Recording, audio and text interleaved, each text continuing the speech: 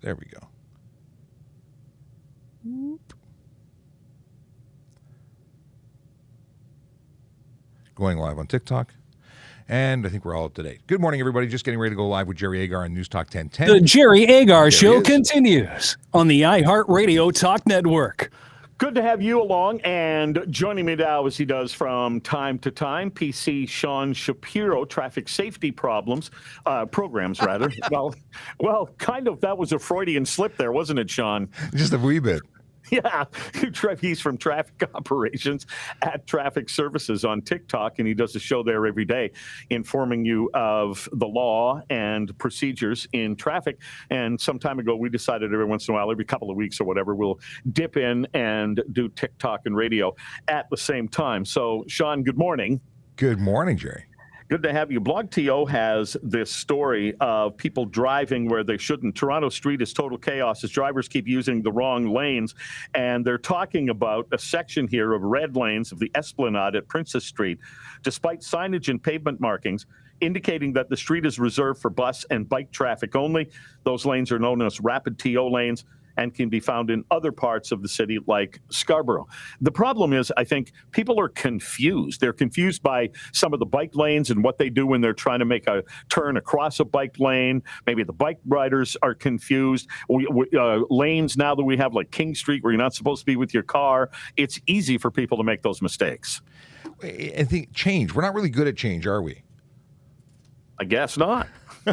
And signage, people, I mean, this happened with the King Street deal where you couldn't go straight through on many intersections and people just drive based on habit. They don't notice the red markings. The fact is you have to follow all the signage. You have to be aware of what's going on around you. And there's going to be a lot of people who get tickets as a result of their making those boo-boos.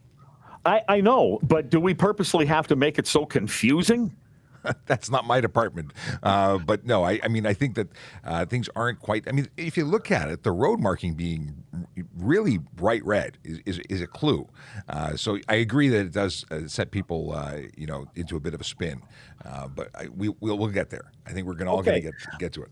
All right, and maybe your parking officer friend will join us again from time to time because in this confusion, I've seen situations where I'll pull up to park, and it seems to me that one sign says I can park there, another sign says not during this hour, another seems to indicate not at all, and I just go, I don't know what's going on here.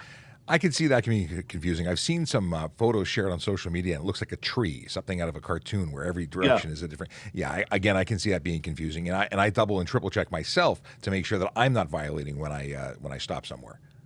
Well, here's a fascinating question from Mike from Rexdale. Go ahead, Mike. Good morning, guys. I have a question. So I get pulled over by a police officer for speeding. He comes to my window, and he asks me, how fast were you going?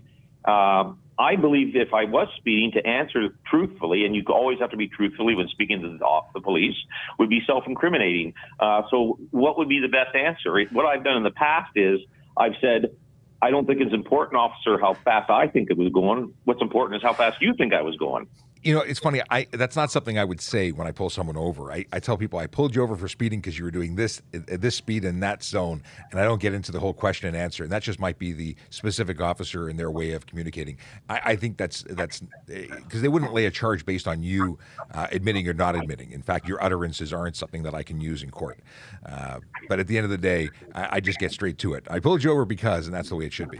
All right, but he gets asked the question, and if he were asked the question and he politely gave the response that he just said, I think it matters what you think I was doing. I mean, that's a legitimate answer, isn't it? Certainly. There's nothing wrong with that because they pulled you over for a reason. They already have a speed. They've already got an idea as to what was going on, and they're not going to lay a charge based on you admitting it. That's not something they can use in court. All right. Thanks, Mike, for the call. I'll tell you a quick story, Sean. When I was 16 or 17, and I was playing in a band, and we played, and then we were going to all get together on the farmhouse of one of the guys in the band, and I got behind everybody, and I was speeding. And at that time, we didn't have metric very much, so I know I was doing about 90, trying to catch up on a lonely highway in Manitoba, and I got pulled over. And the cops said that to me. How fast do you think you were going?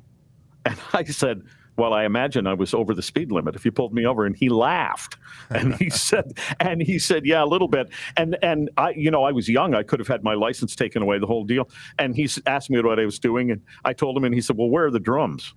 I said, well, they're in the trunk. He said, show them to me. And I opened the trunk, and he looked at them, and he said, okay, I was telling the truth. And he handed my license back and said, try to keep it down around the speed limit. And he left. You know what? At the end of the day, if you are honest, if you are giving a heartfelt, honest, and polite conversation, that goes a long way. Here is Mark from Richmond Hill. Good morning. My question is, what are the rules or what's the etiquette around Canada geese on a highway or a road? Don't hit them. So should you bring your vehicle to a stop? Well, if you may have to, if they're crossing the road, you may have to avoid hitting them. Absolutely. The problem you've got is Mark suddenly realizes that there are geese, and he slams on his brakes, and the next thing you know, there's a pile up on the highway.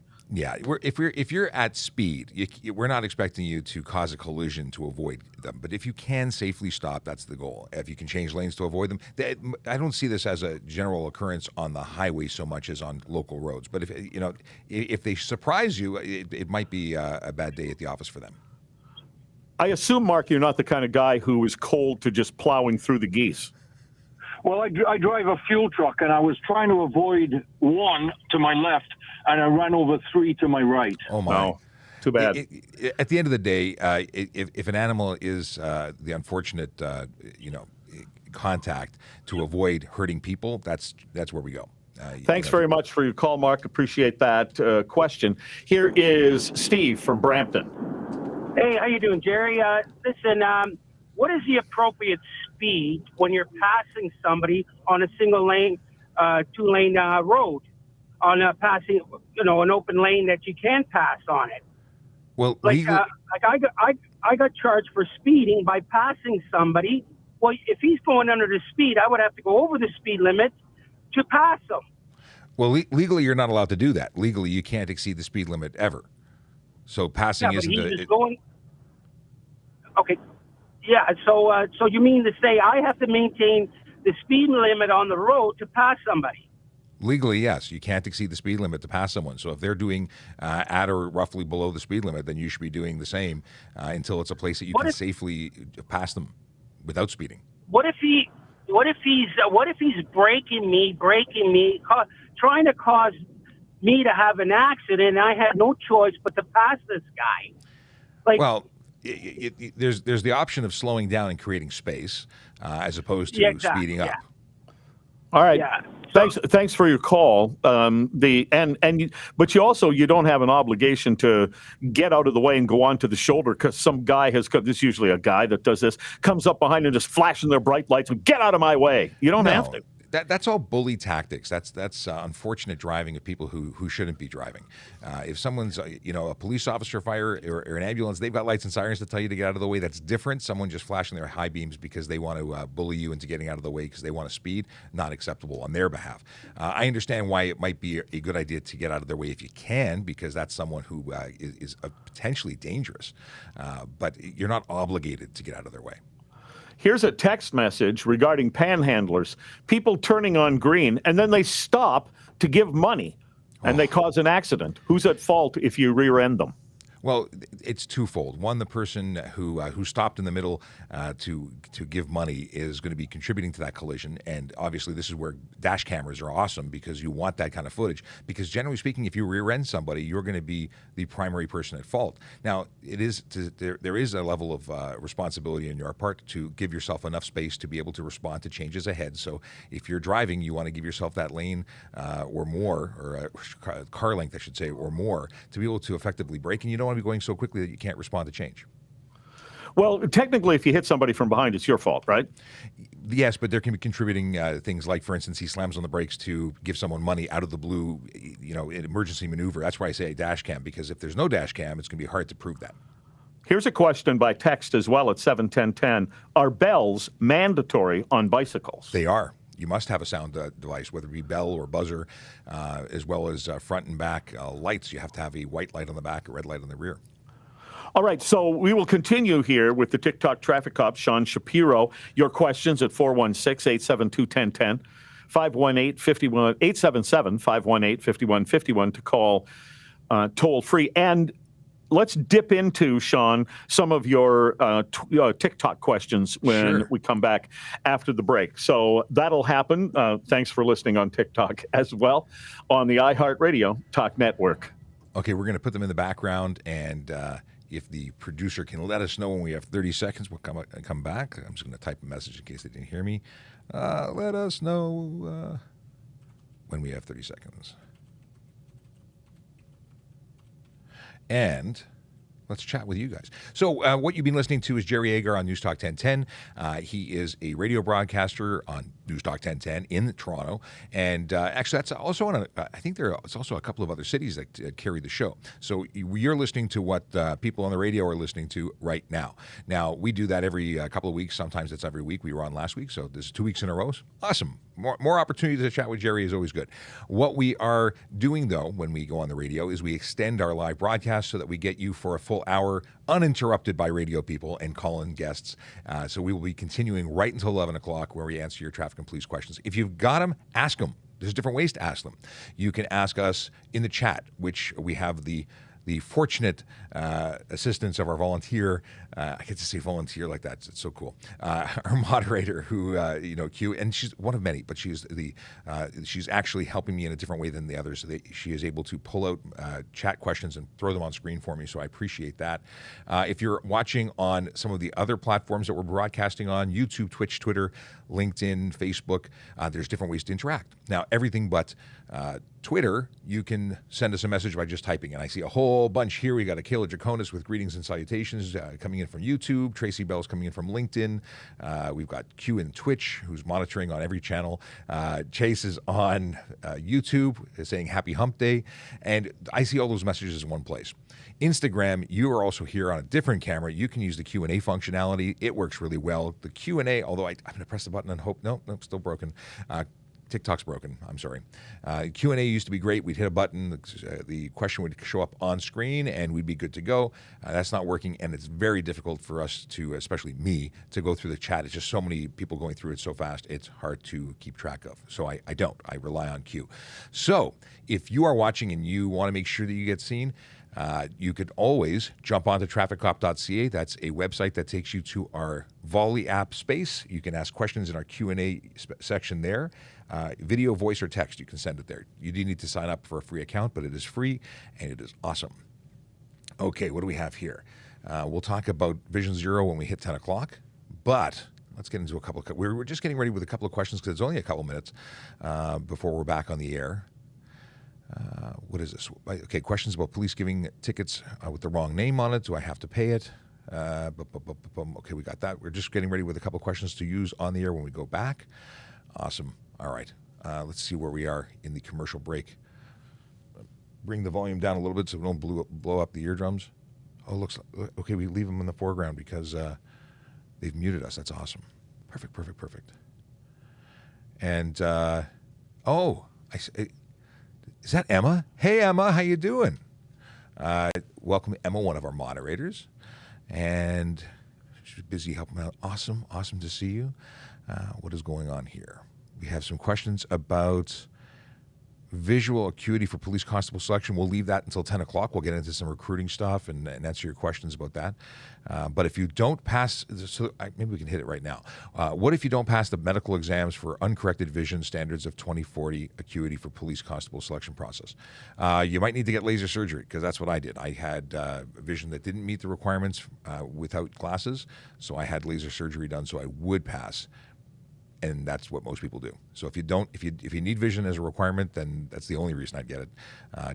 I've started wearing them again because it's been years and years since I've had the surgery, and I like super sharp vision. I'm kind of, over the top, needing to have perfect vision. It's just a thing I like. I don't like blurry. What can I say? And now I need reading glasses because I'm old, so I have to wear 2 different pairs of glasses. Yeah, getting old is suboptimal. Would you give a guy a DUI sitting in a car with a tow truck for 2 flat tires? Probably, because they probably drove drunk to get there with their 2 flat tires. So, yeah. Interesting question. Let's see here.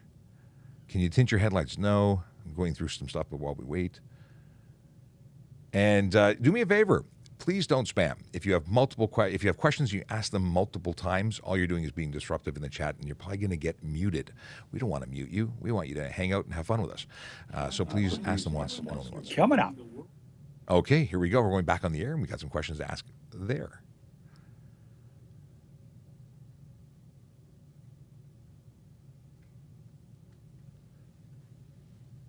I see the one about Aunt passing away, so very sorry for your loss, and we'll talk about that on the air. This is the Jerry Agar Show on the iHeartRadio Talk Network. Good to be with you, and Sean Shapiro is with us, the TikTok traffic cop, answering questions every day on TikTok and joining us every couple of weeks. Before we get to a couple of TikTok questions, Sean, just some quick text message response here. I had asked you, question person sent along, are bells mandatory on bicycles? And you said yes, and somebody wrote in, cowbells should be mandatory on pedestrians. So maybe that's... that's not in law. It's a very interesting take on it. Not in law yet. And the other was a serious question. Police officer pulls you over, says you were speeding. Can you say to the officer, I want to see the radar? You can certainly ask. It's not a requirement for us to show you, and there's a number of reasons why. We don't want you coming out of the car to go look at the one that's mounted in my vehicle. And just because the screen has a speed doesn't mean that's the speed that I pulled you over for. I could take multiple readings. It's only the last reading that's still saved on screen. So seeing the screen doesn't provide anything. It's my testimony and my evidence that I'm providing. That's what the court's going to look at. All right. You can ask, and more often than not, I'll show you. Okay, let's talk TikTok here. What are some questions? Well, we just had someone say that my aunt died, and sorry for their loss, and the vehicle that she owned is in their name. What do we do with the vehicle? The estate would be able to transfer that vehicle, so the person who's running the estate, whoever the executor is, could transfer that and sell it or give it to you. Okay. That's ultimately the deal, but it has to be transferred at some point. That one is a new one for us. We've never been asked anything about that. Now, somebody else asked about, would you give somebody a DUI ticket for sitting in the car waiting for a tow truck because they have two flat tires? And we talked about that just before we came back, and the answer is probably, well, actually, yes, they'd be responsible still, even though they have flat tires, and they might be responsible for getting those flat tires because they were driving impaired. So this is a person who's saying, so I was just driving along sober and I got a couple of flat tires, and while waiting for the tow truck, I decided to start drinking. Well, that does complicate things. But if they were drunk when we got there, and they're responsible. They're in a car, and it's technically, even if it has flat tires, it's able to be driven, so they'd still be arrestable. All right. Here is Barb from Mississauga. What's your question, Barb? Hi. This is not earth-shattering. When I got my license, the inside lane was referred to as the curb lane. My grandson, when he got his license, the inside lane is the middle lane.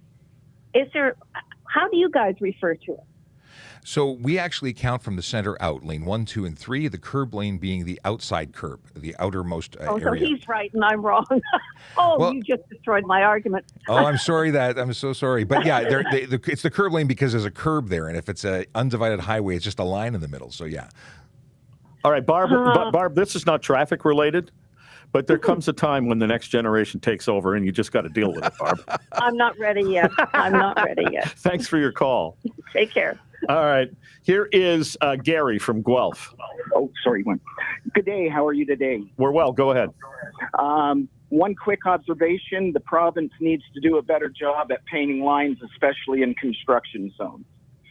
My main question, I'm noticing actually people slowing down at a green light at intersections that are marked with a traffic cam, a red light cam. And I'm just wondering what is the best way to time that. You look at the pedestrian hand and the countdown, and so you're trying to time, am I going to need the brake? Am I not going to need the brake? What suggestions do you make in that regard? So they're trying to slow down to avoid getting a red light ticket for running it. I mean, if we're balancing the probability of a ticket, the fact is you shouldn't be speeding. You should be driving appropriately, and the camera should only be a factor if you're breaking the law. So people who are changing there and having a lot of difficulty there are probably someone who's going to more than likely usually do the wrong thing and just wants to avoid the ticket. If you're just driving normally, you should have no problem. All right, I guess I'm wondering, people are slowing down even before there's a yellow, and those countdown clocks as you're coming to the intersection don't always work the same way. It usually gets to 0 and then turns yellow, but sometimes they turn white again for walk. Those are indicators for pedestrians. They have nothing to do with you as a driver, although they're a hint that something might be happening. You should be driving and taking your cues from the actual traffic signal, not the pedestrian signal. All right, Gary, thanks very much for that call. Here is Andrew from Guelph. Hey, guys, morning. Hi. I have to settle something once and for all.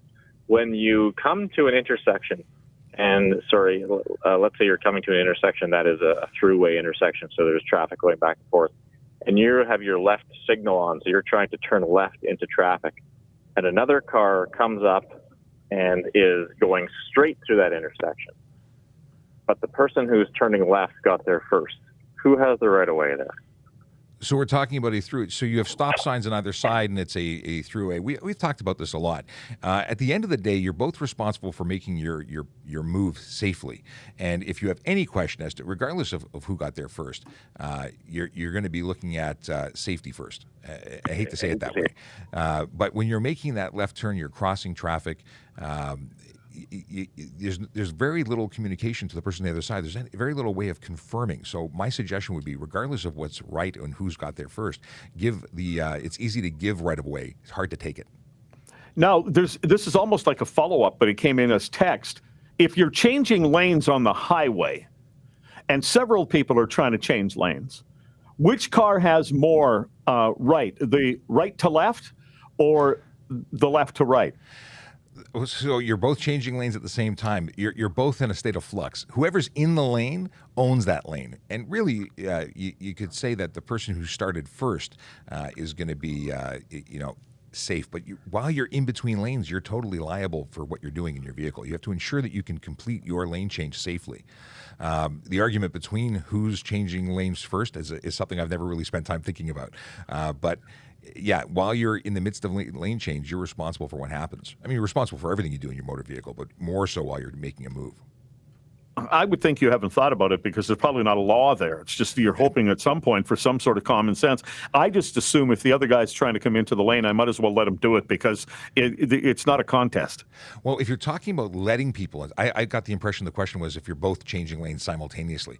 But if someone's trying to change lanes, they're responsible, again, to make sure that they can complete that lane change. And you can't stop them from doing it. You can't accelerate to block them because that's getting into some aggressive driving. Here is Todd from Kingston. Go ahead, Todd. Hey, Jerry and Sean. I've been listening a while and haven't heard this one. It's a quick two-part question on seatbelts. I have a vehicle that was manufactured, I believe, before seatbelt laws came in 60 years ago. So first part, is it legal to drive without seatbelts? Yes. Okay, so the second part is somebody put aftermarket lap belts in. Can I take them out, or do I have to wear the aftermarket belts that were put in? So I for one, like seatbelts, and I like the safety that they provide. If they were aftermarket, and I don't believe that you'd be prevented from removing them. I don't know if you'd want to. I mean, but for safety. But in terms of legally, that vehicle was manufactured without them. So it's according to its date of manufacture and VIN, it's not part of its equipment. All right, Todd, thanks very much. So that vehicle being 60 years old, I think he had told us it is literally grandfathered in, and that's the only exception. Yeah, exactly. If it predates the laws surrounding and emissions, same thing. If your vehicle didn't have a muffler back then, it doesn't need one now, despite that it upsets other people. The seatbelt thing, though, for people who have new vehicles, it's against the law to remove a seatbelt assembly. Okay. That's a different situation. Sean Shapiro, the TikTok traffic cop. Thanks very much. Always a pleasure. Take care.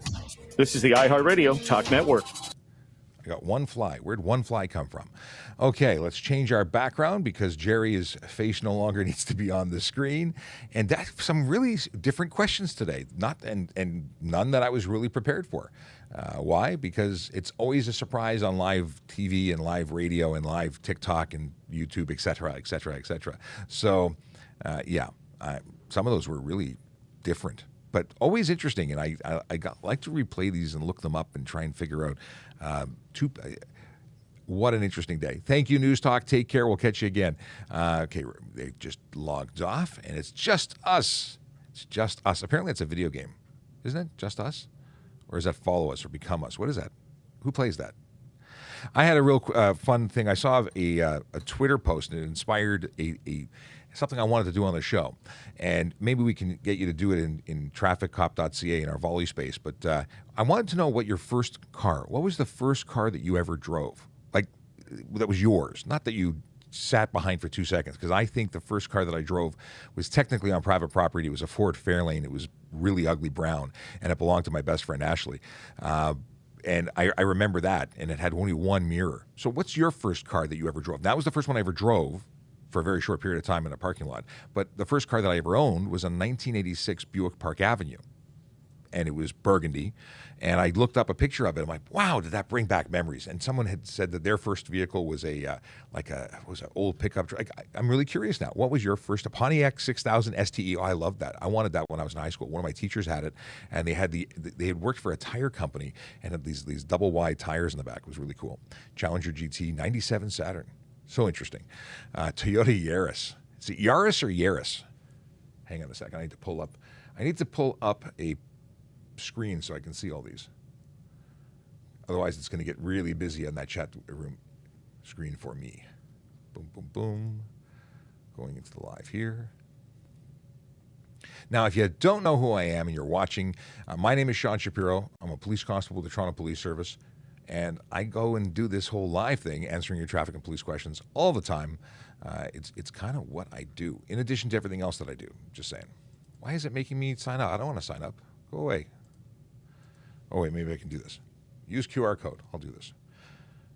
No, I won't. Okay, it's not working for me today. What do we got? Challenger GT, did we talk about that? Cadillac. We saw some Cadillacs here. Where's the Honda gang? A 76 Firebird, right on. I was supposed to and had planned to buy my uncle's Camaro. And he had dropped an 8-cylinder in it. It was originally a 6, and it was a stick shift. It was just everything cool. And it just never worked out. Never worked out. I'm going to look at some of these cars in a second, but in the meantime, I want to talk about Vision Zero Enforcement Team, because today they are in 23 Division and 41 Division.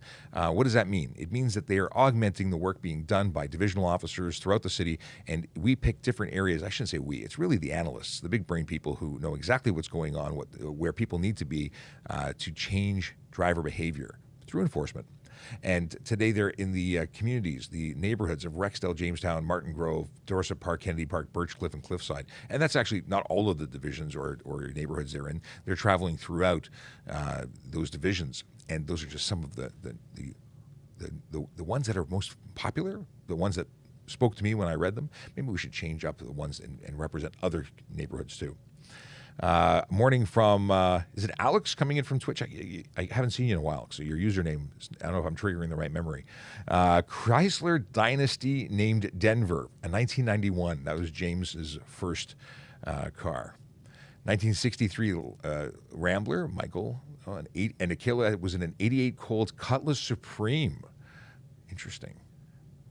I miss some of my old cars, and not all of them were great. I had an old retired police car. What was it? It was the Caprice Classic. Yeah, that was a cool boat. Does anyone? I think that was a cool police car. It was like a spaceship of sorts. Okay, what do we have here? Do police see how fast you are going when they are going the opposite side of the street? So this is called oncoming traffic. Can we measure? So if we're driving and we have a moving radar set up in the vehicle, then yes, we can get you coming, going from behind or from in front of us. We have antennas on either side of the vehicles that are outfitted appropriately. If we have laser, then we have to be stationary, but we could get you coming or going. Can I still be a cop if I've exceeded 6 points? So here's the deal. Good driving is a good thing.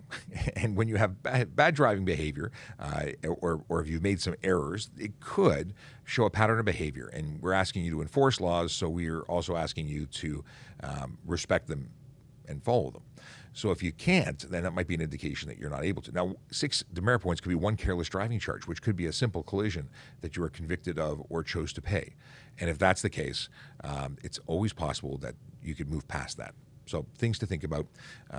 Speak to a recruiter. They'd be the best person or best people to speak to.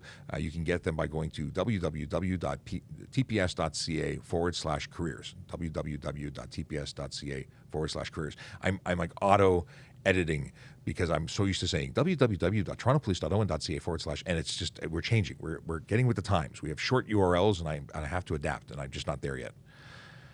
Hi, I'm currently a youth in policing, which we call Yippee, located and placed at 12th Division. I'm hoping to join TPS as a police constable one day. Do you have any tips? So since we're on the trend of recruiting, and we are recruiting, we are currently hiring if you want to join, you know what? Stay in school, do the best job you can be, get into university or a college program. That would be a great way to go.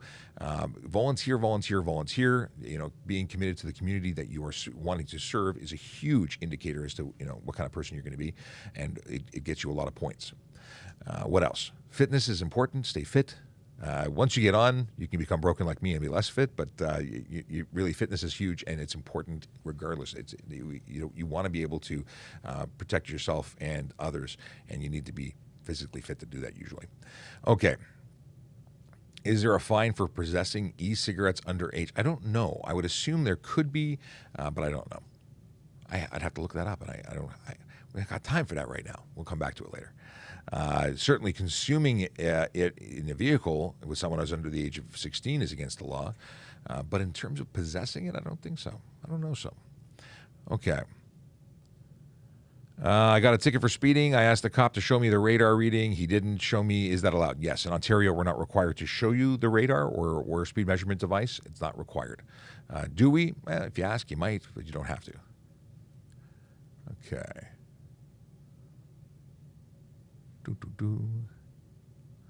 What do we have here? Can someone get their license back after a DUI if they are waiting for their court date? Yes, I believe after they've completed the first suspension period, they can apply to have it reinstated. And then they might lose it again once they go to court, but you would get it back in the meantime. Can you legally drive if you're blind in your left eye? I don't think it matters. I don't think you have to have binocular vision. I believe that you can drive, but that would be a great drivetest.ca question. Now, to be a police officer, you have to have binocular vision, but if you were to lose your eye or lose vision in your eye after the fact, you'd still be a police officer. But when it comes to licensing, I don't think it's required to have binocular vision. But I could be wrong. Yeah. But this is, again, I'd go check their website. Does the radar gun show which car was speeding? Example, license plate number on the radar. Radar doesn't have a display or a camera that reads license plates, so no, it wouldn't. And laser devices, we actually have a scope. So I'll find a vehicle that I'm estimating its speed for, and then I'll confirm that speed by using the scope, and I'll actually pinpoint a portion of the vehicle, so I would know exactly which vehicle it is with a laser. But there's no computer, at least not in the stuff we have. Maybe there's technology available that does have that. We just don't have that. Okay. School season is coming up. Talk about when to stop for a school bus. Fantastic segue. I actually wanted to talk about that on the air, and it didn't happen. The deal is, and there's some changes, because now we have two-stage lighting on all school buses in Ontario. It's not required by law. So where we used to have blinking red lights and then a stop sign, we now have blinking amber lights and then blinking red lights and a stop sign. So what does it mean? Well, before the change in law, when you had a vehicle, a school bus, slowing down before a stop, they would activate their flashing lights. While the vehicle, the school bus, remained in motion, you didn't have to stop for it. You were able to continue and pass. But it was giving you an indication that it would be stopping shortly. And as soon as the vehicle stops, regardless of the stop sign coming out, once the school bus is not in motion, you have to stop for it in either direction. If it's undivided highway, both directions have to stop. Now, under the new system with two-stage, you have flashing ambers, at which point those are cautionary only, letting you know that they're about to change. That's a good time to slow down and change your velocity because a stop is imminent. So when it's flashing amber, you slow down, prepare to stop, or stop because you know what's coming. The red lights flash, then you have to stop. Absolutely, you can be charged for passing, and the stop sign will come out. But the stop sign isn't required to make you stop. The stop lights above are. Things you probably didn't know but should have, because you know what? I thought that flashing lights while they were without stop sign meant that you could still pass. For the longest time growing up, that's what I thought. And I was corrected. All right. I want to go here. All right, let's keep on moving. We covered that already. Do drivers need to pull over? We covered that already. Okay, the police gave me a ticket with the wrong name on it. Do I have to pay it? If everything else is correct and just the name is incorrect, you can choose to pay it, and it'll be processed appropriately because your driver's license number is likely correct. If you choose to challenge it, could it be dropped? Possibly. If the evidence has it correct, if the driver's license, date of birth, and all other information is correct, it could be amended in court, which means that it depends on who's sitting on the bench as to whether or not you are convicted. That is the story. Did it work now? I think it worked now. I'm trying to get the feed on the big screen. Yeah, it's working this time. Okay, cool. I wanted to come back and see some of these. Where is it? Why can't I scroll? Why is it being like this? Maybe it'll update. Maybe it won't. Okay. I want to see more of the Pontiac, Montana. We used to have some, I think, Montana minivans in our enforcement unit. It's nothing like getting pulled over or pulling somebody over in a minivan. That really throws people for a loop. Okay, what's going on here? And there's a volley question. Thank you for the heads up. Okay, well, this is a question that came up earlier, and then we're going to play the volley question in just a second. Let me get the microphone ready. How does TPS do speed enforcement on the Gardner when a good portion of it doesn't have a big shoulder or a place to sit and do LiDAR enforcement, I guess? Okay. I don't know if you heard that. Let me play it again. How does TPS do speed enforcement on the Gardner when a good portion of it doesn't have a big shoulder or a place to sit and do LiDAR enforcement, I guess? So more often than not, if we're going to do speed enforcement on the Gardner, it's going to be moving radar. So we're going to be in a motor vehicle. We're going to be using the radar device as opposed to LiDAR. Could we do laser? Absolutely, we could do laser. We would do it in an area that had a shoulder because we'd have to find a place to stop. So options, there are many options, and my preference would be radar at that. And where do we actually stop you? We stop you where it's safe. We don't have to stop you immediately when we see you. We can stop you once it's safe to find a good place. Now, there was another question there was actually a big conversation about radar detectors and how come Amazon sells them. So Amazon, if you're watching, know that you can't sell them in Ontario. It's against the law to sell them, and your company can be charged for it because you can't sell them. You can't buy them, sell them, transport them, nothing. You can sell them outside of the province. So I've never tried to. Maybe I should try and buy one, because I want to see if it'll actually complete the order based on my address. I would think they would have technology to be able to stop that, to prevent it and say that you don't qualify or that they can't ship it, because they can't. It's against the law. So thank you for both of those questions. Let me turn down that. Aaron, you're welcome to join if you want to. No pressure. No pressure. She was not coughing for me to invite her. But Jerry Agar mentioned you on the air. He'd like to clarify the multitudinal these trees of parking signs that confuse people. He had issues. And by the way, we've got lots of hellos to Aaron in the chat. I will come join. Okay, peer pressure has worked. She's coming to join the show. Yeah, do what you got to do. Come back. No worries. We are just early on the show, so we have 45 minutes. We can join you. Okay. See this. Thank you for all the support and peer pressuring my colleague there. Okay, I want to scroll back. What do we have here? Do I have to give consent for a police officer to search my vehicle? You don't have to. If it's a consent search, if we have no legal authority to search, if there's no authority granted by an act, then no, you don't have to. If there's a reason for us to do it, and we are permitted to by law, then we will. We don't need your consent. That's a different situation. Additionally, if you're arrested, we do something called an inventory search, because if you're arrested, we're going to impound your vehicle for the protection of your vehicle and your stuff. So at that point, we do an inventory search to make sure that the gold bullion you have in your trunk is properly documented, so it doesn't go missing later, and then you say it was stolen. So it really depends on the situation. What is this? We've got questions about private property. What is that? Is it illegal to use your phone while driving, even if you've mounted it on the dashboard? It's not illegal to be on the phone, although the arguments are that it's still distracted driving, regardless of the fact that you may or may not be touching it. You can't interact with your phone other than a momentary touch to answer or hang up. And Tracy already caught that. Thank you, Tracy. The deal is that any extended use beyond that is going to be considered use, right? So you can answer, you can hang up, you can have it mounted and have your GPS on. That's permitted, but that's it. That is it. That is all. Let me see if there's any new questions here. And we just covered it, even though I didn't read it from there. So cool. And I covered that one, even though it wasn't right there. See, look at this. We're just on the same page. Do signs in a parking lot fall under the Highway Traffic Act? No. They're not regulated signs, private property, except for certain spaces which are, under different acts. Like TTC has enforceable things. Go Transit may have enforceable things under their act. But HTA, no, they're not. Are radar detectors illegal in Ontario? Yes, they are. They're illegal to sell, buy, transport, or use. And interestingly enough, it's a $170 fine. It does give us search and seizure authority. So if we believe that you have one, I say believe that you have one, then we are allowed to search your vehicle in search of that, and search anyone who's inside the vehicle in search for it. Because many people say, I just put it in my pocket and you can't get it. No, it doesn't work that way. Chase wants to know, under what situation would a canine come out on a traffic stop?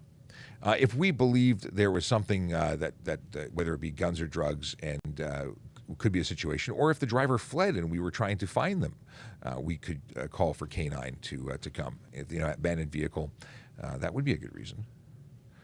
And what do we have here? What do we have here? Got that. What happens to old police cars? Are they auctioned off or something? They are auctioned off. After a certain point in time, they do make it to public auction, and they are sold. And they're public auction, so we have nothing to do with it. So, you can't pick that cherry car for yourself. Mind you, we work our cars. I mean, they're 24/7 on the road, and that's real. That is real. I'm going to give Aaron some audio. Hello. Hello, I'm here. You are here. I just had to plug my phone in because it's going to die. So actually, can I move over? You do what you got to do. I won't be in the camera frame, right? You're not anywhere near camera frame. You couldn't be further away from the camera. Okay, good. Let's see here. All right, we scroll down again. All right, what do we got here? And by the way, Aaron, how is your day going? It's going good. I just got here. I wasn't here yesterday. It's been a weird schedule the last couple weeks. But I'm good today. It's a beautiful day. I'm going to go out on the road later on this afternoon and get on my bike for the first time in a couple weeks. So it's an exciting day. Wow. Did you notice the change back here? Yeah, they got the two screens now. Yeah, you can't see it on TikTok. You can see it on Instagram. Maybe you have to change the angle for TikTok so you can see everything. But we have two screens, and I'm so excited about this. I bought a piece of tech at auction for like $20, and it allows me to stream the HDMI across to the other side of the room. And then I found in our storage unit an old piece of tech. It's an HDMI splitter that does that. Anyway, it's our old trade show booth thing, and I couldn't power it. Now I powered it. Now it's working, and I'm so excited. But the counter for how many followers we have is behind us. So it's 591,116, and then it's growing. It's ticking up. Wow. I offended some people, so they left, and then other people came, so it's cool. You offend people? No. I maybe I don't offend them. Maybe I just trigger some emotions occasionally.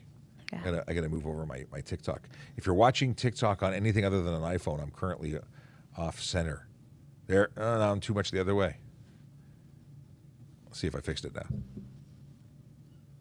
Did it work? It's like a delay of like 15 seconds. No. I can't. Okay, move it back the other way. All right. Things. Oh, here we go. What is this? Okay, Crystal says, some people don't like police officers. Some people do. If we see a police officer, can we stop them and thank them and give them something? I think stopping and thanking is the extent of what, we appreciate it. We really do. If someone wants to say thank you and says, we appreciate you, that's wonderful. Gifts we're not allowed to receive them, but it's just not necessary. We don't do what we do for kudos, for high fives are awesome, but gifts not required. Which is one of the reasons we turned off gifting here. When we first started on the platform, people were throwing money at us. All these gifts on TikTok, very, very nice, very kind. Money to charity as where it went, but we can't accept gifts. And Bike Cart is in the chat. Awesome. What do we got here? Emma's responding to Johnny Be Good. Is this a question? John, oh, no, it's Johnny's asking Emma. What if speed limit sign is blocked by brush and trees and you get pulled over? What to do? Well, let me give you the answer, even though Emma may already be giving the answer. The deal is that if you have if I'm going to conduct enforcement in an area, I'm going to check in advance. If I had just happened to know that the highway is the highway and it's always the speed, regardless of the fact that the street sign is blocked, but you passed 3 of them before because I know the road, I'm still going to charge you. But that's just one street sign being covered. Now, if it's a small community area and you really had no idea, it's going to factor it. It really depends. Everything in law kind of depends. If you're getting a speed ticket from a traffic cam and there's no sign that there's a traffic cam, is it valid? Well, you're going to have to prove that there was no traffic sign. There are signs erected in and around all those that is required. That's something you could take to court and challenge because they're supposed to be there, but maybe you didn't see it. So go back, take photos, and if you really don't have any, if you have evidence that's time and date stamped that it happened, you might find yourself with a defense. But I've not seen any that were not signed, at least that I'm aware of. Maybe I've driven past one. Maybe I drove past the one you're talking about.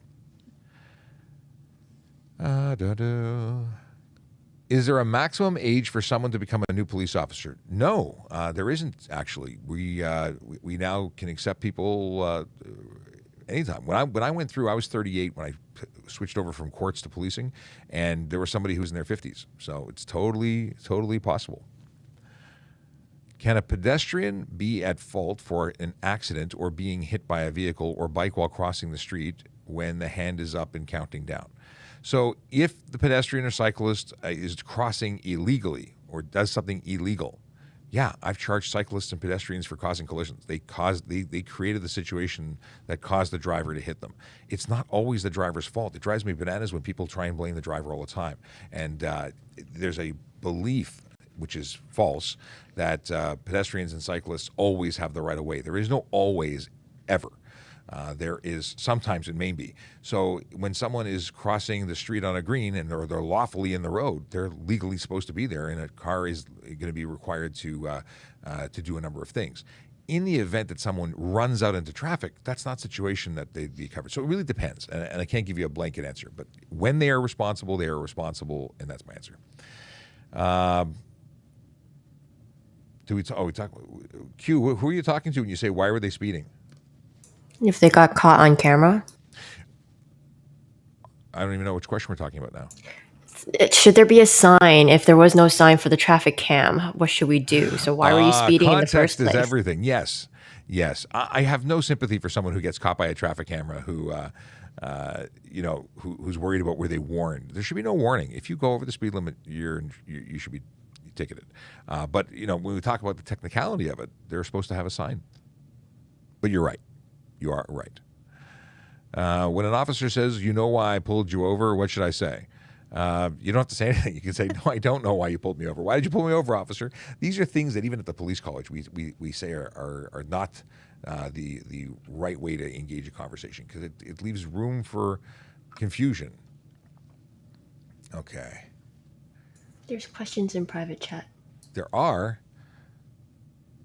Okay.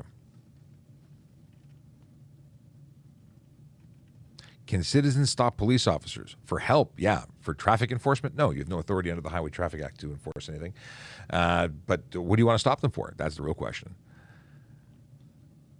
But again, flagging an officer down because you're a pedestrian in need of help or you're a driver in need of help, you're better off calling 911. But if you see one, you can certainly flag them down. Now, if you're doing it to because you're unhappy with them, know that there are things for that's what is it, criminal mischief, depending on what you're doing. You're using police resources for silliness. That could end badly for you. Do you need a driver's license to operate a front end loader in a construction zone on the highway? I don't believe you do in a closed construction zone. Sir, private parking companies issue crazy ticket without any reason. If you don't pay, what can be done? If you choose not to pay a ticket that is not a a ticket supported by law. It's just private property. They would have to enforce it through small claims court. They'd have to, if it's a school situation, like universities will not let you graduate if you don't pay your fines. They have ways.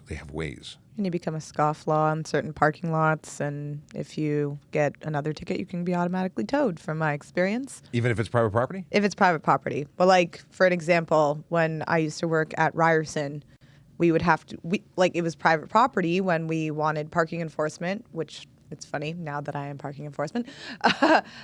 We would have to call parking enforcement to come, but we would have our own system and database of offenders, and if it had been more than like 2-3 times, then yeah, we would request to get them towed automatically.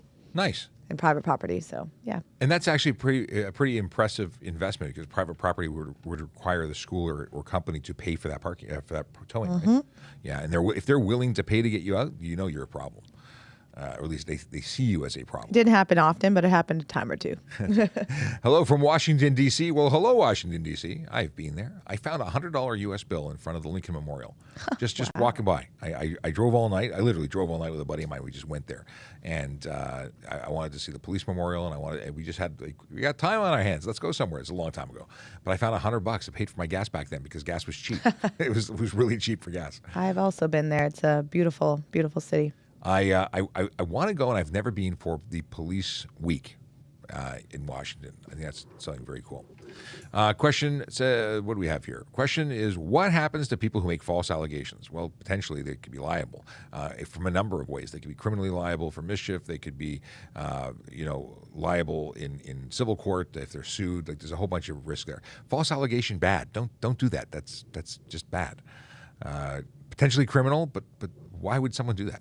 I don't get it. I don't understand the motivation. Proud to be Australian. Followed me.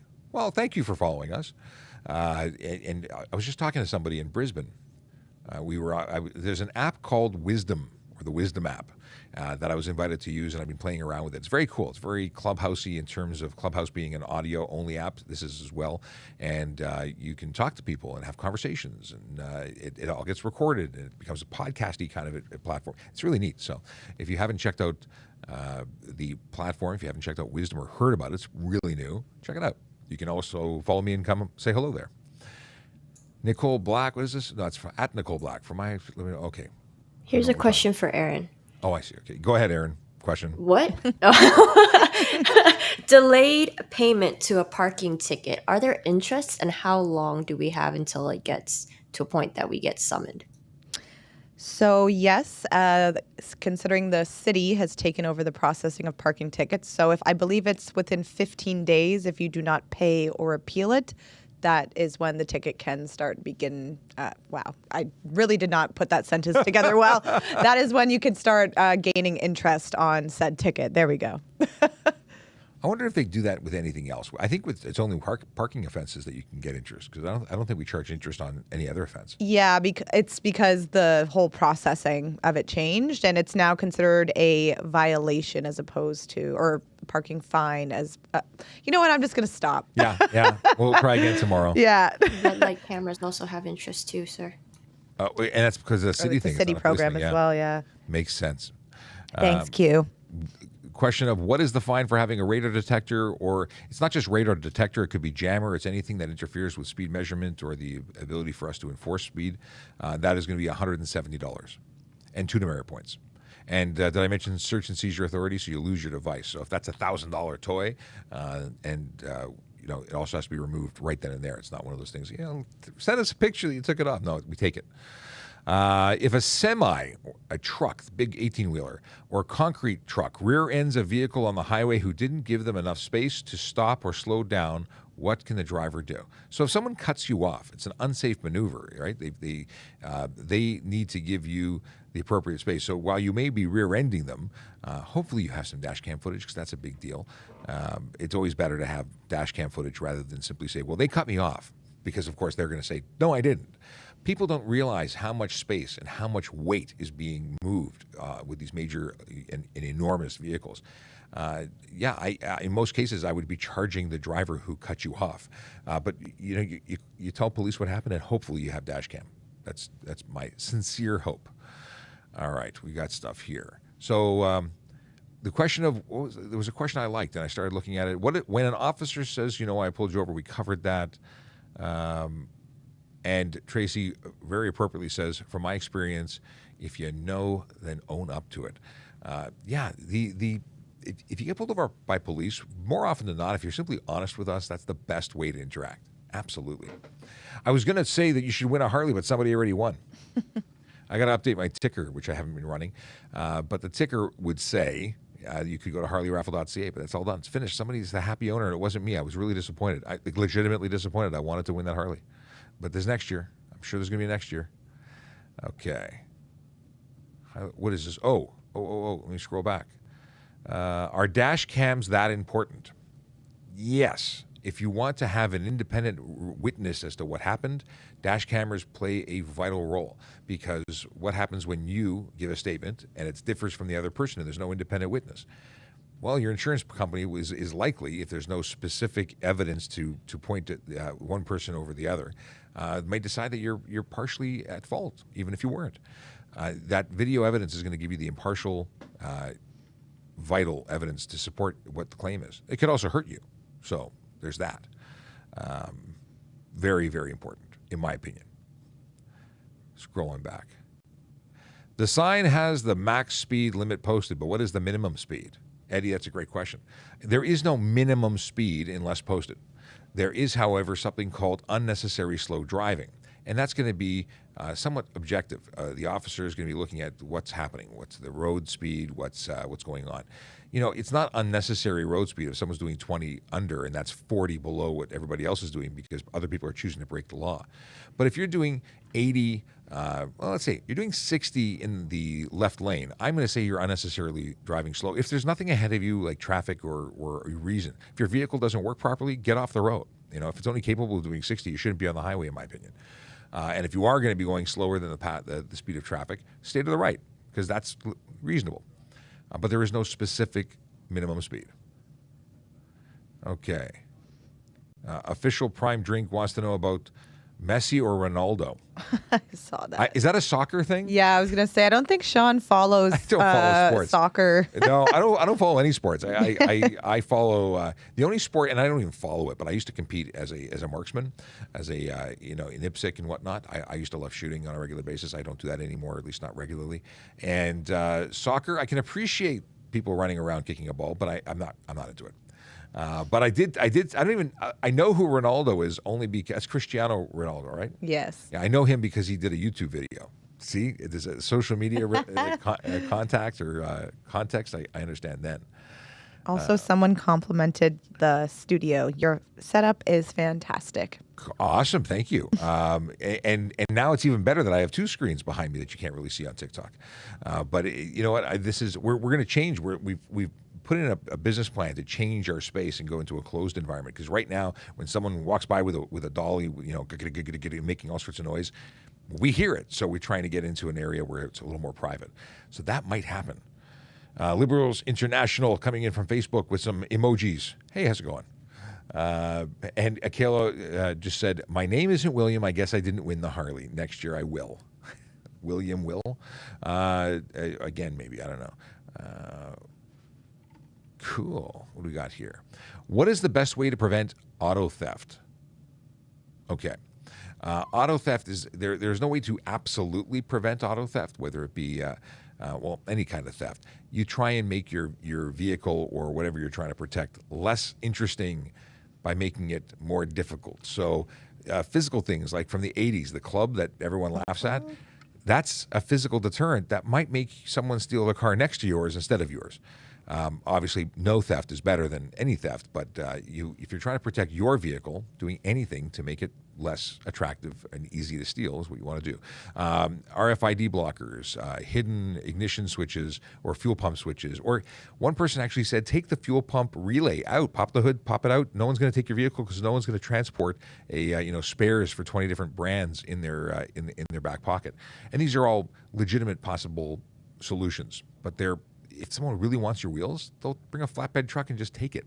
So you do the best you can to make your vehicle less attractive. Some people, well, actually, this is one of my favorite suggestions, and it's not a car suggestion, it's a bicycle suggestion. So long time ago when I was 15 years old, I was so into mountain biking and biking that I would rather have had a bicycle than a car. So for all the people who think I hate bicyclists, you're so wrong. I was an avid cyclist, and now I just drive more. But what's the point of my story? The owner of the bike shop in Thornhill that I bought the bike from had a killer bike himself, which happened to be white with green polka dots. It was a silly expensive bike, but he painted it himself to make it the most unattractive bicycle known to man. And he did that because he could care less if he locked it or not, because no one would steal it. So what I'm really trying to say is, if you have a Ferrari, you should paint it white with green polka dots, and no one will take it. Oh, yes. But for bicycles, it worked. He didn't lock it ever. He just dropped it wherever it was, and he went back, and it was always there, because it was a really god-awful paint job.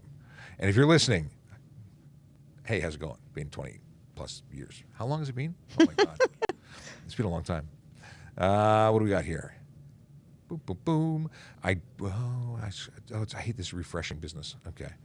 I saw a question here. We talked about, do you need to have your physical license with you, or could you show the officer pictures of both sides? You must, according to law, surrender your actual real deal driver's license upon demand of a police officer. So if I stop you and I say license, ownership, and insurance, and you don't have it on you, get charged for failing to surrender your license. A photo does not meet the requirements under law. What is this? Talked about that. And so I'm a photographer for first responders.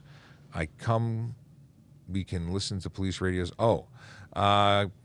So I used to have a scanner. Years ago, I could listen to OPP, Toronto, Fire. I think I could listen to York. And what's happened over the last number of years is encryption. It's all data. It's all electronic. And encryption means you can't hear anything. There's no way to get a scanner here. Some places may have it. Some small forces might have it. But generally speaking, it's a no-go. What do we got here? You are a long-term police officer. Do you have a service medal? You are wearing no ribbon. I am. So I wasn't a police officer my entire career, but thanks for saying I'm old, Robert. No, I am. So I am. I've been a member of the service for 23. What year is it? It's 22. So 22. Just in the midst of 22 years. I joined in 2000. I was a volunteer as an auxiliary member. I very quickly became a paid member as a court officer. I did both of those until 2012, and then I became a cadet. So 2013, I graduated as a police officer. So I don't have a long service medal for the auxiliary. I don't have a long service medal for court officer or special constable, and I don't have a long service medal for police constable. And I probably never will, because I would have to complete like X number of years in each rank or each role, because it's not just rank, but different roles altogether to qualify, which really bugs me. So thanks for making me. I've had this conversation a few times, which is why I've got an answer for it. My understanding was it used to be that if you were a court officer and you became a police officer, your years of service as a court officer would qualify towards your medal. I believe that's changed, and I don't qualify anymore. So I don't know if I'll ever have my long service medal. Depends on how long I want to work. You're in the Netherlands. Very cool. Okay. Oh, no, the question is, are you in the Netherlands or are you in Newfoundland? I think that's the question. All right. What's the best way to get community service if you want to become a police officer? Holly, the answer is any which way you can. It doesn't matter if you volunteer for community center, religious center, retirement home, any place that you are giving of yourself for free to support the community. There's so many good places to volunteer, so many places that need your help, and being a volunteer really makes a difference in the lives of the people that you're servicing. Now, there's other ways to do it. You can become a member of the Toronto Police Auxiliary or any police auxiliary, which I did. I did that for many years, and I was at 12 and a half years as an auxiliary. Best volunteer opportunity ever, as far as I'm concerned, because you can help people in all different areas when you are available, and it's just awesome. You get to get some training, a uniform. It's cool. How lenient are you with first offenders fail to stop at stop sign, community safety zone? Here's the deal. I've given people breaks. I've given people reduced tickets. I've given people the opportunities, and I've also been burnt by that. I pulled over one guy in 12 Division for an offense, and I don't recall what the offense was, but he said, listen, I'm just going to pick up my mom. It's this whole big story, and times are tough, and I'm really sorry. And I said, you know what? I'll give you a break. But guess what? Almost a year to the day later, I pulled the same person over. And everything that was wrong then, it was still wrong. And they gave me the same story. But I remember, so they got charged. And I stopped being as free-giving with warnings and passes. So if you did a couple of things, and the more serious thing was something that I could potentially not charge you for and charge you for the lesser thing, sometimes people got that. But you had to get a ticket, because I believe that you need to have some documented occurrence of what happened. And in my evidence would be that I chose not to charge you for the one thing, but I charged you for another, because I would be very transparent, so that if anyone who was reading or having an interaction with you at a later date would at least be able to follow the chain. But am I doing you a service? There's been articles saying that there are people on the road today who should not be on the road, but because officers reduced their tickets to not carry demerit points, they weren't suspended, and they could have prevented. Where was I reading this? Because I think it was talking about the fatal deaths, people who actually kill other people on the road. Many of them should not have been licensed, and it was only because they managed to get out of tickets that would have suspended their license years before. So it's very interesting, and I'm obviously not quoting directly, but it's giving you the gist of what I read. And it is fascinating. The idea of tickets is to change behavior. If someone doesn't get their behavior changed through a ticket, and they get points, and they get continuous points, then they lose their license. But that's what's supposed to happen, because the person who doesn't know how to drive or chooses to throw caution to the wind and put lives at risk, they shouldn't be on our roads, because they're making the roads unsafe. They're making them dangerous. They're not making them safe. Yeah, okay. Okay. Do you stop cars that go 9 kilometers over the speed limit? Sure. If they're in a 30 zone, if they're in a low speed zone, 9 kilometers is a considerable limit over. Someone was on YouTube making a comment saying that 26 kilometers an hour in a 20 zone is offensive to stop a cyclist, because there was someone charged for speeding 6 kilometers over. That's 30% over the posted speed limit. And if you're doing 40 and a 30, what does that work out to? 25% over the speed limit? 26%? What's the actual math? Or is it why I got a calculator here. I did it earlier. I made notes. Oh, so no, I didn't make notes. Well, 15 over and a 60 is only 25%. So what's 10 over? I can't believe I can't do this in my head right now. 33%. So 10 over is 30. So the deal is that if you're going, it's the percentage over the speed limit that's interesting. It's not like 10 kilometers isn't 10 kilometers isn't 10 kilometers. 10 over on the highway is less offensive than 10 over in a 30 or 40. In any case, I would stop someone over for 9 kilometers over the speed limit. Even if I didn't charge them, I would stop them to have the conversation as to what's going on. Why do you not respect the speed limit? Can police officers ticket other officers for speeding? Well, police officers are permitted to legally speed. They're allowed to, while on duty, in the lawful execution of their service or duties, they're allowed to speed. And there's a lot of reasons why we do. But we could technically lay the charge, and I've heard of stories where fire engines were impounded for stunt driving, like all sorts of stuff. Why does everybody in the 401 drive faster than 120? Because they're all breaking the law, and they think it's okay because there's not enough enforcement. And if everyone got a ticket, they'd slow down. That's why I think they're going faster, because there's just not enough enforcement, and people seem to not care anymore. So what should happen? More enforcement. Okay. What if it's been 2 months since I accidentally hit a sign? I'm not really sure what you're saying. Are you saying that you hit a sign, failed to report it, and are now on the run from the police, and you don't want to be responsible for it? Or what do you mean? Does a traffic cop have to be visible when giving tickets with radar? No, we can be totally hidden. We can be in the bushes. We have to be visible to pull you over because you won't see us otherwise. But we don't have to be out in the open wearing a flashing sign. Someone from the Korean community wants to know, can you reintroduce yourself? Absolutely. My name is Sean Shapiro. I'm a police constable with the Toronto Police Service. I am an officer assigned to traffic services in the role of media relations officer and social media officer. I work in traffic safety programs, so it's an education branch of what we do. I do the education, other people do the enforcement. It's a great team effort. But I am a police officer, and I'm in Toronto, Ontario, Canada. So hopefully that answers whatever question was being asked and requiring me to reintroduce myself.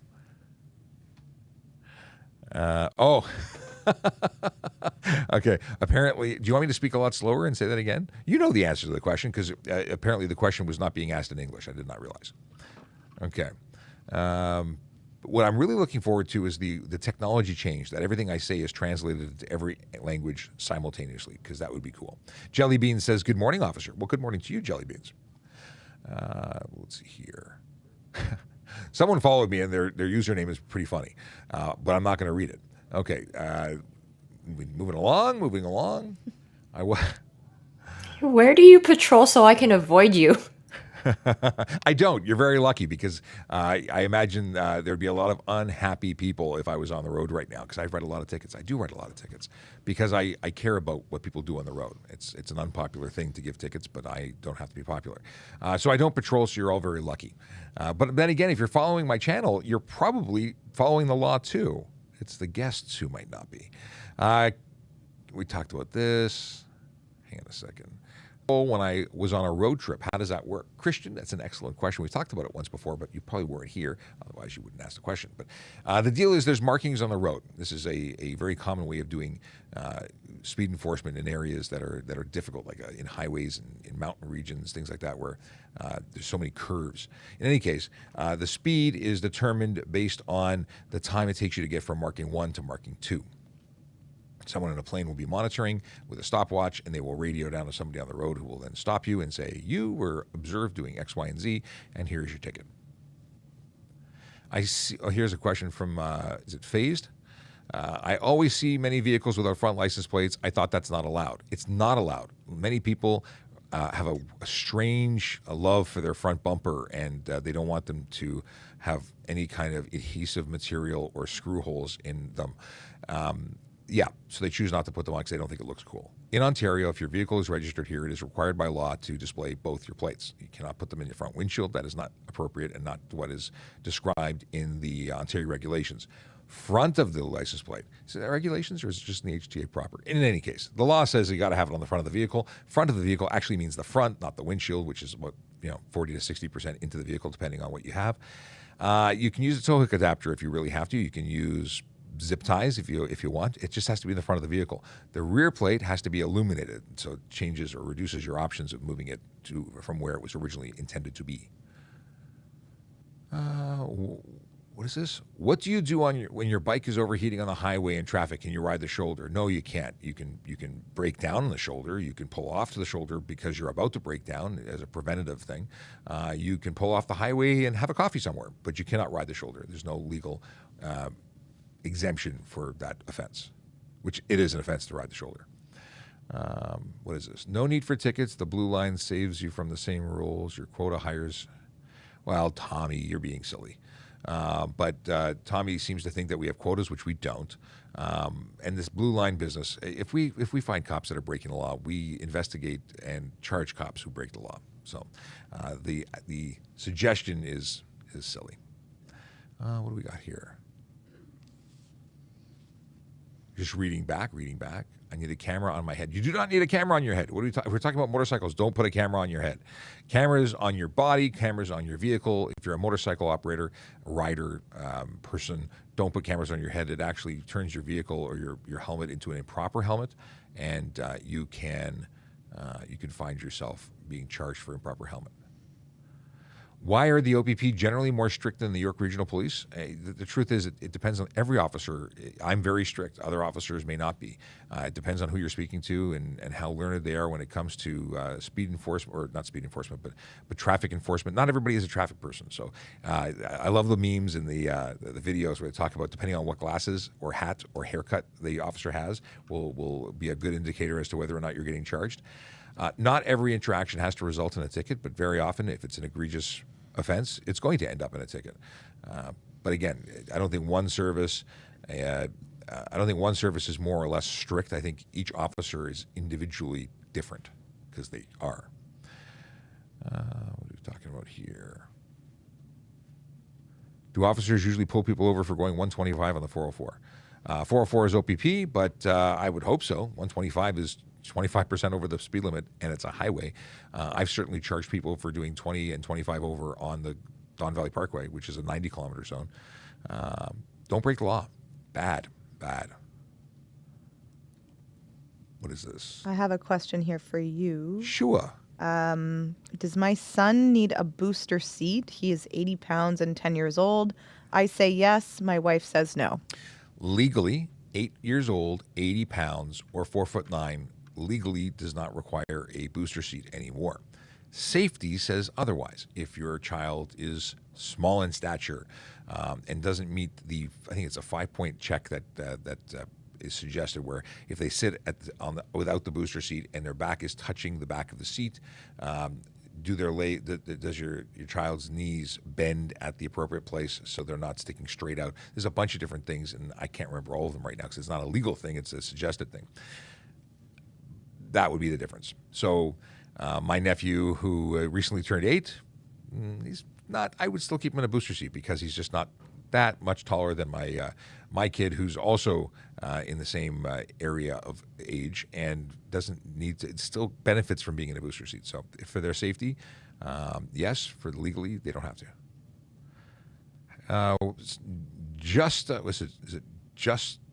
I can't figure out what your username means. Sean, how long can you see a driver's abstract on your cruiser computer? Well, we have two things. We can actually go directly into the Ministry of Transportation and get your full abstract. But otherwise, we just look at the things that were relevant to our interactions. So if I pulled you over at Toronto Police, we'd see all your Toronto Police interactions, but we can actually look up your full abstract. I'm 20 and have had my license since I was 16. I've been pulled over 10 times. Congratulations. I don't know if that's a badge of honor if you're confessing, but you're probably doing some things wrong, and you should change what you're doing so that you don't hurt somebody. If someone gets pulled over for speed after being good for 4 years, would you give them a break? Depends on what the offense is.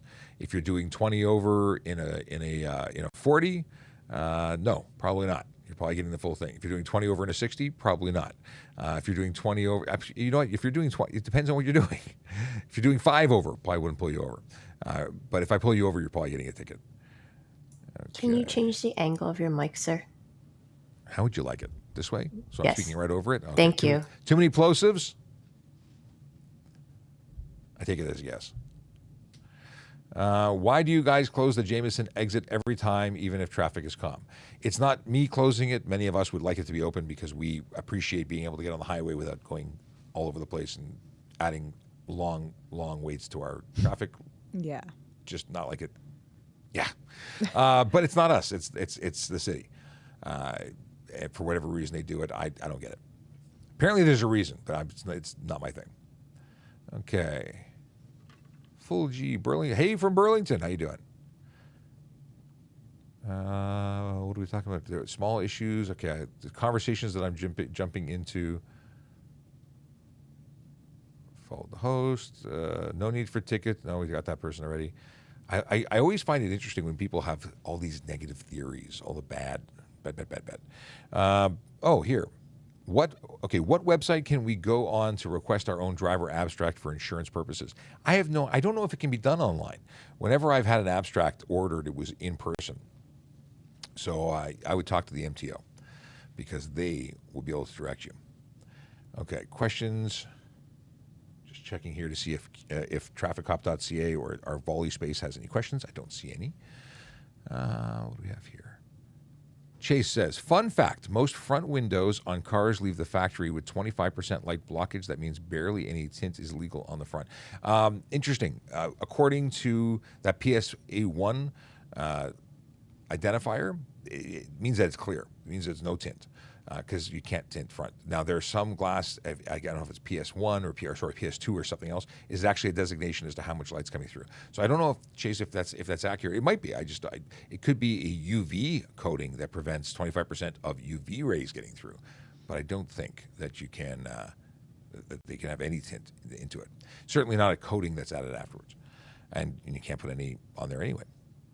Are we talking about front window? Did you mean the passenger and front passenger and front and driver, or were you talking about windshield? I assumed you were talking about windshield. In any case, TPS patrols all of Toronto, best stay away. What are we talking about? New York Times 2022? I don't know what we're talking about there either. All these conversations that I'm feeling like I'm left out. Okay. There is Chase says you can order your abstract online, and Q has a ontario.ca/page/get-driving-record. I'll actually put that on screen for the folks on YouTube. Because apparently, and the other one, just not a hope, because there's another one that's like 6 pages of gobbledygook. Chase was talking about passenger and driver, but the source is Carrie Schmidt, so I have to check the facts. Carrie's awesome, but I have no idea what he's referencing because most of the windows that I see are clear. Okay, I'll hide this again. Cool. We covered this, we covered that. I'm going through stuff. What is this? I answered yes to this question. Okay. I'm pretty sure it's correct, but just to double check. Hey, I'm buying a moped. Do I need to have my M1 in Ontario? So like a Vespa. Yeah. Yeah, right? Motorcycle license required. Yeah. Now, back in the day, mopeds were, you could drive them with a G license, but that changed, I think, in 2008, where you needed to have a license, a motorcycle license. What is this? Red, blue. I see something about red and blue. Rate your police carrier, coming from someone who wants to join rate your police, I think you mean career, but it says carrier. So my police career has been an amazing adventure. I've done all sorts of different stuff, and that's the whole thing about being a police officer is that it's one career with many different jobs. So since joining in 2000, I was a volunteer. I was a special constable court officer. I was a sergeant with the auxiliary. I was a supervisor within courts. I became a police constable. I worked in a division doing primary response. I became a traffic officer. I came to traffic services and became a citywide traffic officer. I became a motor squad officer. I worked in the Criminal Investigation Bureau. I worked for headquarters in strategy management, doing stuff and things. I came back to traffic. I got into traffic, I guess, supporting the media officer. I became a media officer. I've done so much. It's been the best 20 plus years of my life. Then again, before that, I was in computers and technology, and it was totally different. But tomorrow could be totally different again. If I got bored, I could do something different, and that's amazing. That's unique to policing because I don't think there's any other profession that has so many unique opportunities. So if you're thinking about something amazing, and you say you are, check out www.tps.ca/careers. Get information about becoming a member of the service. We're hiring right now. Okay. I see a comment from Michaela. I got it. Okay.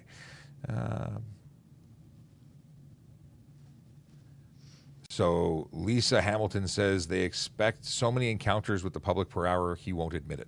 Are we talking about quotas? Quotas. There's no quotas. There's no encounters per hour. I don't know where people get this stuff. We have an expectation to do an honest day's work, and if that is one investigation that takes the entire day because that happens, then so be it. There's no. I don't lose points. Okay, yeah, because we only have like 3 minutes left. Sergeant Campbell came by and he says, I'll come on the show tomorrow. Because he Welcome back to him. That's the first time I've seen him. Yes. In a couple weeks. Yes. Oh, it's awesome. He was traveling. He's got a tan. Yeah. We'll have to get him to come on the air and actually show off his tan because his lid is less red than mine. It's more, yeah. Okay. My friend's windshield is tinted and we live in Ottawa and cops, what does it say? It's scrolled. And I'm going to assume, although I can't scroll back, that they didn't get a ticket or they haven't had a problem. You've been lucky. If you passed by me, I'd pull you over and give you a ticket because it's illegal. And it's unsafe. I'd actually pull your license plates and you would be walking home. Or maybe you'd take an Uber. I don't think anybody walks anywhere anymore. We're like a species that doesn't need legs anymore. What is this? How can I meet a canine? Well, it depends. If you're running from the police, that might be one way. And then alternatively, you can also, at fun days and events where we come out is an opportunity. They're not dogs that want to be pet. You don't get to interact with most of them. Okay. How do I renew my license plate sticker online? If you googly goo the question of MTO license plate renewal, because there's no sticker anymore. They don't issue them. They don't issue stickers anymore. It's also free for most vehicles to renew, like light trucks and personal vehicles and motorcycles. Free to renew, no sticker. It's all done online. But if you don't do it, you do get a ticket. And if you don't pay your fines, you can't actually renew it. So there is stuff. If all plates and frames are illegal, now that there's no more stickers on plates, when is that enforced? All the time. We issue tickets for that all the time. Now, do we issue tickets to everybody? No, because license plate frames are less of an issue than tinted visors, and so it's going to be based on the observations of the individual officer and what they determine is an issue. When can you remove stickers of the stickers on your plates now that we don't need them? Well, whenever you want. As long as your plate is valid, you don't need a sticker on it to reflect that validity. What is this? Keshkabo? I don't know how to pronounce your username. Not for electric moped from what I heard. Well, if it's an electric moped, it's not a moped, it's an e-bike. And if it's an electric moped that's capable of going beyond 32 kilometers an hour, so here's the designation. If it's an e-bike, which is effectively an electric moped, but it's an e-bike that is limited to 32 kilometers an hour, not capable of combined you pedaling and going beyond 32 kilometers an hour on a flat surface, and it doesn't have anything more than a 500-watt motor, and it's not more than 120 kilos, and so on and so. There's a bunch of parameters. If it meets the qualifications for e-bike, it doesn't require a license of any kind. Period. No insurance, no nothing. If it goes 33 kilometers an hour, it has a 501-watt motor. If it's more than 120 kilos, that is instantly a motorcycle requiring a motorcycle license. Let's see here. If you have more questions about that, happy to talk about it, to discuss. Can you have your insurance license or on your phone, or do you need a physical copy? So, insurance can be electronic copies if your insurance company provides such through an app. Photos of it do not count.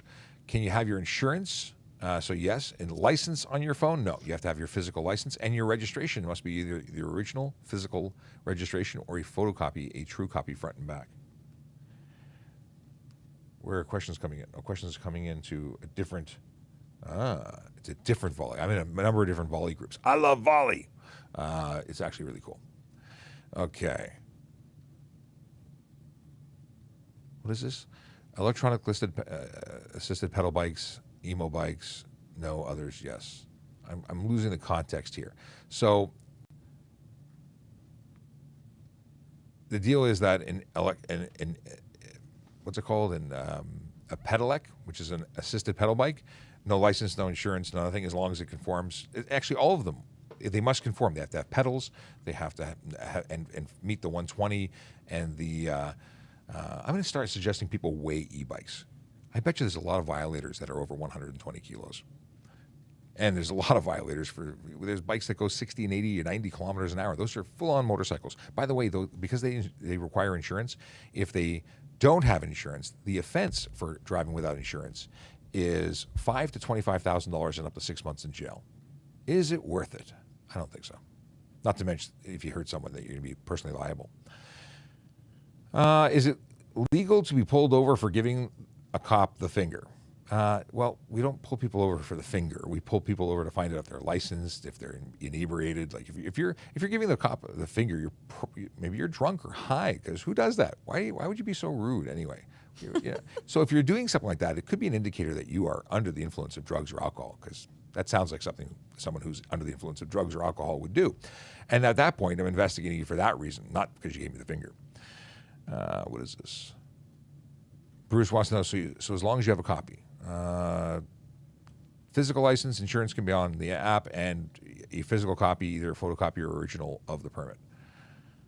With USA, can someone with a USA driving permit drive in Canada? When you say driving permit, do you mean driver's license or do you mean learner's permit? If you have a driver's license, yes, you can drive in here. If you have a full license or a license that allows you to drive without a supervising driver present, then yes, you could. If you have a learner's permit, like what would be a G1 where you have to be supervised by a fully licensed driver, then you could not. A Goldsmith is making something, I have no idea what that is. For booster seat, they no longer need it if they are 80 pounds, 8 years old. What about height? 4'9". That's the answer. So requirements to get out of a booster seat would be 8 years old, 80 pounds, or 4'9" on height. And by no means is that a suggestion. That's just the legal minimum to be out of the seat. I would keep them in there as long as possible. A booster will only help to keep them safe. And backseat until the age of 14, although it's not a law, it's a suggestion. Okay. Why do I have to wait 2 to 3 weeks to receive the driver's license? Why don't they have machines to print them? That is a fantastic question. I have no idea. Since the beginning of time, they gave you a green piece of paper and they mailed it for you into you like later. There you go. Emma says 4'8" to Kathy, but I don't know what 4'8" is. 4'9". 4'9" is the height. Do you think you would catch me on a foot chase? That's why they give me cars. Also, right now, no, because I'm still recovering from an injury. But I'm surprisingly fast in a sprint, or was prior to my collision. Yeah, my cousin's a cop in Michigan, and he is a shorter version of me, but he's a stocky big guy, football player, and he had a guy run on him, and he chased him and tackled him and took him down and arrested him. And he says, "So why'd you run?" He says, "Well, I thought I could get away," and he was wrong. Yeah. But I've not actually had someone run away from me. I think they made good decisions because that would have ended badly. Don't make me run. High beam enforcement. Yes, we do that. TikTokaholic. I like your username. Oh, scrolling up. Why, that refresh thing drives me bananas. Okay. Rob thinks I lied to you because I said that we would pull you over in line. So, Rob, no, I'm not lying. We're allowed to stop any motor vehicle to check on your license, your status, to make sure you're licensed. I can check to make sure you're insured, and I can check to make sure you're sober. And I'm just saying that the behavior of giving your free constitutional protected speech, according to you, would be an indicator that you could be behaving in a way that could be drugs or alcohol. I'm just saying. I'm not lying about anything. I can pull anybody over at any time to check those three things. Yes. What about the law on helmets on motorcycles? You must wear one unless you are exempt by way of religious reason, which would be if you were a Sikh, practicing Sikh, you could wear a turban instead of a helmet. Or you wouldn't be able to wear a helmet because you wear a turban, and thus why there's an exemption. What do we have here? All right, I'm going to have to step out. Cool. And we're over time, 6 minutes, so actually I've got to step out too. I'm just looking for really, really... And Emma, you beat me to the answer about the helmets. Cool. But anyways, have a great day, everyone. Take care. Take care. Thanks for hopping in. Okay. Let's see here. I think we're good. I think the answer passed. What's the legal level for window tint? Window tint, 30% light blockage for the windows left and right of the driver. The ones in the back can be as dark as you want. The windshield cannot have any except for vehicles manufactured before January 1st, 2017. They can have a window strip, a tint strip across the top. That's it. And Emma, bang on, right on it with the answers to that as well. I'm just verbalizing. I could just read your answers. They're perfect. Okay. That being said, I think, do I have any more here in the queue? No. Well, yes, those two. All right, we'll hit these two. Last two questions of the day. Cab truck driver pull you... Can. Yeah, I know, but it says cab, so I read them verbatim. Can a truck driver pull over to the shoulder for a few minutes if they can't fight fatigue? If you're about to lose control of your vehicle because you can't stay conscious, then that to me is an emergency. So yeah, you could pull over, but you're not supposed to pull over and park. You're not allowed to park on the highway. You want to get off the highway if you can. But if you're really losing it, it's not just a few minutes. You're not going to be able to close your eyes and render yourself rested moments after being to the point of fatigue. The truth is you need to plan better. You need to not wait till you're at the point of fatigue. You get off the road, you find somewhere safe to park that's legal, and that's what you should be doing. But could you pull over in an emergency situation? Yeah, that's what shoulders are for. What is the fine for unsecure load on a transport truck? Well, insecure load, it's not unsecure. Insecure load is going to be, I think it's just $110. Now, it might be more for CVSA level fines, and I don't know what those are. I'd have to talk to my CVSA friends who are exactly who I'd call if I was stopping a truck like that to do a full inspection from point to point on that truck. So once I see one problem, if there's a reason for me to pull over a truck, I'm phoning a friend, a specialist who's trained to do that, and they're going to go over your vehicle upside down and backwards. yeah, truckers, love you. You're vital for everything that we do in our country. However, when people take corners and cut them, the major problems put people at risk. So that's the deal. And Rob Warner is really big on fingers. Yeah, so he says that U.S. the finger is constitutionally protected speech. You would get sued. So first of all, Rob, we're not in the States. We're in Canada, and you can give people the finger. That's up to you. I'm just saying that you asked if I'd pull you over, and I'm saying that the behavior that you're exhibiting when you're waving the finger at a police officer is not wise. So you must have something wrong going on, and maybe it's drugs or alcohol. But in Canada, we can pull you over for any reason, over any of the 3 reasons I outlined like 5 minutes ago. So I won't repeat that. It's 10 minutes after. Let's listen to the fantastic traffic song and say we will be off the air until tomorrow at 10 a.m. when we will see you again. Enjoy. Yellow light, red light, green light, go. Driving safely helps the traffic flow. Watch for pedestrians, look out for bikes, and don't drive like a jerk that no one likes. Yellow light, red light, green light, go. Driving safely is the way to go. Put down your cell phone, nobody needs you to text and drive on the DVP. Yellow light, red light, green light, go. Stop at stop signs, look both ways, then go. Seatbelt, save your life indeed. And watch your driving, don't speed. Yellow light, red light, green light, go. Driving safely is the way to go. Don't drink and drive or smoke some weed, because you might go to jail and not get freed. Yellow light, red light, green light, go. Driving safely helps the traffic flow. Have a wonderful day. Stay safe, and see you tomorrow at 10. 10, 9, 8, 7, 6, 5, 4, 3, 2, 1, 0.